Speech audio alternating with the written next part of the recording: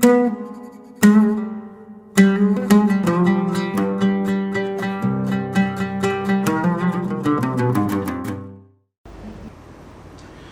jemaah Jumat yang dirahmati Allah sekalian, khatib menyeru dirinya dan menyeru pula kepada sekalian yang hadir di mana aja suara ini dapat kedengaran. Mari kita bertakwa kepada Allah Subhanahu wa taala yang membawa maksud bersungguh-sungguh menurut segala perintah Allah dan sungguh-sungguh dengan apa ikhtiar sekalipun daripada melanggar perintah Allah. Itulah maksud seruan takwa yang dilaungkan setiap Jumat oleh para khatib. Tanpa seruan ini, khutbah itu tidak sah. Hadirin Jumat bahagia lagi dikasihi Allah sekalian, bersempena dengan pelancaran imunisasi COVID-19 kebangsaan, marilah kita menghayati khutbah yang bertajuk Malaysia Prihatin, Peranan Bersama. Sidang jemaah yang dikasihi Allah sekalian, keamanan adalah anugerah dan nikmat Allah Subhanahu wa taala yang tinggi nilainya kepada kehidupan manusia. Dengan keamanan ini, kita dapat melakukan urusan kehidupan dalam keadaan selesa tanpa rasa takut atau tanpa bimbang. Lantaran itu, Islam sangat menekankan kepada umatnya untuk menyuburkan nilai kerjasama dan kesatuan yang menyumbang ke arah keamanan dan keselamatan sejagat. Renungkanlah firman Allah Subhanahu wa taala menerusi surah Taubah ayat 71 yang khatib bacakan di awal tadi, yang bermaksud, dan orang-orang yang beriman lelaki dan perempuan setengahnya menjadi penolong bagi setengahnya yang lain. Mereka menyuruh berbuat kebaikan, mereka melarang daripada perbuatan kejahatan, dan mereka mendirikan solat, dan mereka memberikan zakat, serta mereka taat kepada Allah dan Rasulnya. Mereka itu akan diberi rahmat oleh Allah. Sesungguhnya Allah Maha Kuasa lagi Maha Bijaksana. Semangat Malaysia Prihatin adalah manifestasi cita-cita dan harapan seluruh rakyat Malaysia yang berganding bahu memerangi pandemik COVID-19. Kita bersatu padu tanpa mengira ideologi, politik, dan meliputi segenap lapisan masyarakat, sama ada pihak kerajaan, pihak pembangkang, penjawat awam, sektor swasta, sukarelawan, maupun orang-orang perseorangan. Berkat dari kesatuan kita dengan semangat Malaysia Prihatin, Malaysia pernah membuktikan andaian JP Morgan bagi bilangan kes pada pertengahan April 2020 tidak berjaya, dan tidak mustahil andaian bilangan kes oleh Institute for Health Metric and Evaluation pada Mac mengatakan pada bulan Mac ini 2021, iaitu 20,000 kes sehari akan dapat kita nafikan dengan kerjasama kita bersama. Hakikatnya, dua ramuan utama bagi kejayaan memaknakan semangat Malaysia Prihatin ini adalah penekanan kepada pentingnya keselamatan satu dan kesihatan dua. Dua elemen ini menjadi penentu kepada apa yang telah kita usahakan secara bersama sejak mula pandemik COVID-19 melanda tanah air.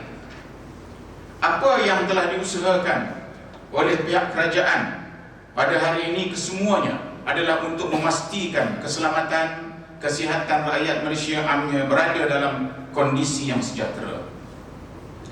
Hadirin jemaah Jumat yang dikasihi Allah sekalian, sesungguhnya pandemik COVID-19 yang melanda negara telah memberi kesan yang besar kepada pelbagai sektor, terutamanya ekonomi, pendidikan, keselamatan dan sosial. Alhamdulillah, negara kita telah pun menerima kumpulan pertama vaksin COVID-19 yang selamat tiba di tanah air baru-baru ini.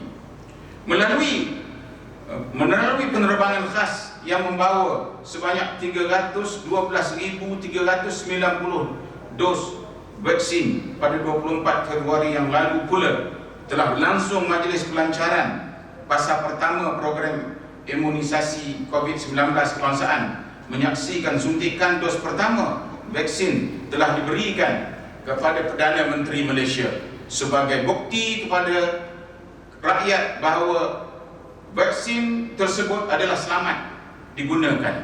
InsyaAllah, Yang Berhormat Menteri di Jabatan Perdana Menteri orang agama, iaitu yang menjaga hal ehwal agama kita, seorang bekas mufti, Datuk Dr. Zulkifli Muhammad Al-Bakri, juga dijadual bakal menerima suntikan vaksin ini selepas solat Jumaat hari ini di Putrajaya. Inilah juga bukti keprihatinan kerajaan dalam usaha agar Malaysia dapat bebas daripada pandemik COVID-19 ini. Memang menegaskan bahawa hukum pengambilan suntikan vaksin ini adalah harus dan hukum wajib pula bagi golongan yang ditetapkan oleh kerajaan Malaysia, sebagaimana yang dijelaskan oleh Jawatan Kuasa Muzakarah Khas Majlis Kebangsaan bagi Hal Ehwal Agama Islam Malaysia. Dengan jumlah kes harian masih tinggi, tentunya ia menggusarkan banyak pihak, terutama ibu bapa, terhadap kesihatan anak-anak yang bakal memulakan sisi persekolahan tidak lama lagi. Justru marilah kita sama-sama membantu pihak kerajaan menjayakan program imunisasi COVID-19 kebangsaan yang bertemakan lindung diri, lindung semua, dengan sama-sama menyampaikan maklumat yang tepat mengenai vaksin ini kepada anggota keluarga dan masyarakat. Jauhilah segala perkongsian informasi yang diragui, terutama di media-media sosial. Berikanlah kerjasama kepada usaha-usaha pemberian vaksin ini supaya ianya dapat berjalan dengan lancar.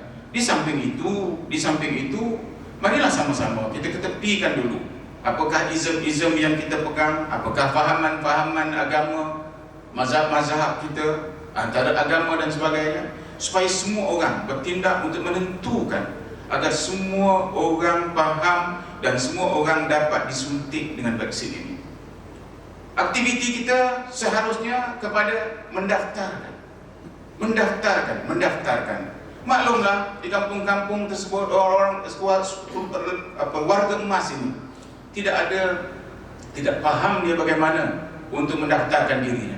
Jadi pada semua parti, pada semua NGO, pada semua persatuan, inilah aktiviti kita dalam masa sebulan 2 ini, supaya kebanyakan daripada rakyat Malaysia agar dapat suntikan dan kita kembali semula insya-Allah kepada suasana asal kita dulu.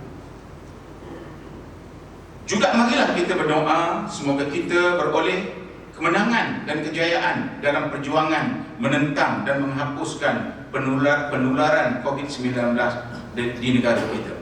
Hadirin Jumaat bahagia lagi dikasih sekalian, sempena dengan kempen Jom Berjamaah di Masjid yang dianjurkan oleh Jabatan Agama Islam Wilayah Persekutuan, mari kita merebut peluang untuk kembali memenuhi kota-kota ruangan bagi solat berjamaah di masjid dan di surau-surau melalui solat fardu berjamaah. Lebih-lebih lagi ketika ini pihak berkuasa agama telah memberi keizinan untuk jamaah hadir ke masjid dan surau dan mematuhi SOP yang telah ditetapkan. Di samping itu, marilah kita juga mengingatkan kepada keluarga-keluarga supaya mari kita sama-sama membawa mereka juga ke masjid, kerana mulai bulan 3 tahun sudah sampai sekarang dah setahun, barangkali sudah ada mereka yang terlucut budaya Jumaat mereka. Ada mereka yang berlari-lari pada hari Jumaat di merata tempat kerana tak tahu sudah terlupa bahawa itu hari Jumaat. Hadirin Jumaat bahagia lagi dikasihi Allah, ujian Allah ialah agar kita nampaknya mula dapat dengan ujian ini menguatkan lagi iman kita.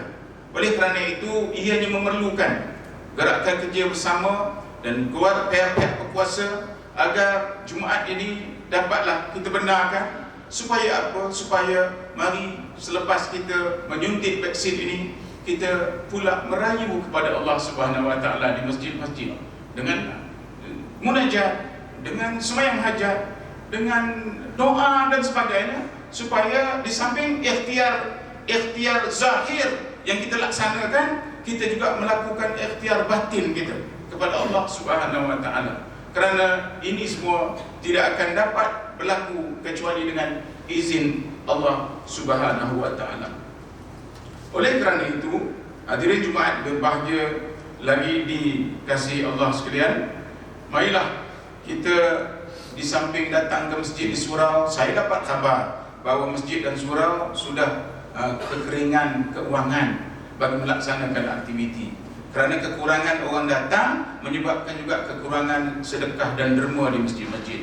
Marilah kita isi tabung-tabung yang diletakkan di luar sana agar dapat program-program dilaksanakan seperti biasa. Jadi di samping kita berdoa, kita bermunajat kepada Allah agar Malaysia beransur pulih seperti biasa, semoga dengan kesungguhan kita mengimarahkan rumah Allah, bermunajat menjadi asbab Allah Subhanahu wa taala memakbulkan doa kita, memohon perlindungan, keselamatan dan kemenangan menghapuskan pandemik COVID-19 dari negara yang tercinta. Marilah kita pohon ampun kepada Allah Subhanahu wa taala. Astaghfirullahalazim allazi la ilaha illa huwal hayyul qayyum wa atubu ilaih. Sekiranya dosa kita terlalu banyak menyebabkan Allah mendatangkan ujian ini, kita mohon ampun kepadanya. Kita mohon ampun kepadanya. Kita jangan lupa berdoa, ya amanal khaifin aminna mimma nakhaf. Wahai pemilik ketakutan, wahai pemilik perasaan takut, amankanlah kami dari ketakutan. Ya amanal khaifin salimna mimma nakhaf. Wahai pemilik ketakutan, yaitu Allah, amankanlah kami dari ketakutan, sejahterakanlah kami dari ketakutan. Ya amanal khaifin salimna mimma nakhaf, najjina mimma nakhaf. Maksudnya, wahai pemilik ketakutan, menangkanlah kami dalam melawan ketakutan. Itulah doa yang kita patut baca dan kita selalu munajatkan kepada Allah Subhanahu wa taala agar rasa takut ini, takut yang sudah melebar ini, dapat dikembalikan keberanian. Berani kita ke masjid. Mereka yang membuat keputusan berani membuat keputusan. Mereka yang bergerak berani membuat gerakan agar perlawanan kali ini benar-benar memberi kemenangan kepada kita. A'udzubillahi minasyaitonir rajim. Innallaha yuhibbul ladzina yuqatiluna fi sabilihi saffan ka'annahum bunyanun marsus. Maksudnya, sesungguhnya Allah mengasihi orang-orang yang berperang untuk membela agamanya dalam barisan yang teratur rapi, seolah-olah mereka sebuah bangunan yang tersusun kokoh.